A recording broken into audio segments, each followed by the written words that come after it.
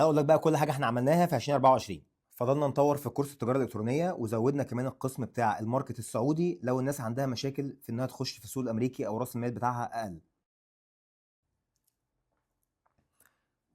والحمد لله قدرنا ان احنا نخلي تيم كامل يساعدك بعد ما بتخش في السوق السعودي، وانا بتلاقيني معاك لو انت داخل في السوق الامريكي. غير كده عملنا كتاب هي شخصيه كامله على تشات جي بي تي، تاخدها ببلاش بعد ما بتاخد الكورس. تدخل بعديها جروب على فيسبوك في كل المشتركين في الكورس نفسه. بعد كده قدرنا ننزل بكتاب في حوالي 50 شخصيه في البيزنس لتشات جي بي تي، فهي شخصيات حسب شغلانتك ايه، بيبقى معاك مساعد شخصي على طول من الاي اي، او مساعد شخصي لو انت في مجال السوشيال ميديا والفريلانسنج. والحمد لله اكتر حاجه مفرحاني ان في ناس كتير جدا بدات فعلا تبدا تعمل فلوس اونلاين، وبدا يبقى عندها مصدر رزق جديد.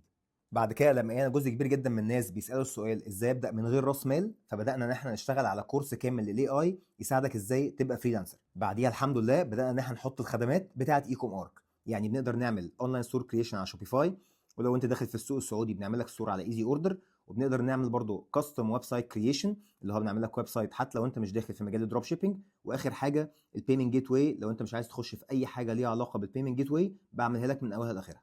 واخر حاجه قفلنا بيها السنه هو جزء الميديا باينج، لو انت عايز امسك لك كل حملاتك الاعلانيه اقدر اعمل لك كده، وتقدر تخش تشوف في الويب سايت كل الباكجز اللي موجوده.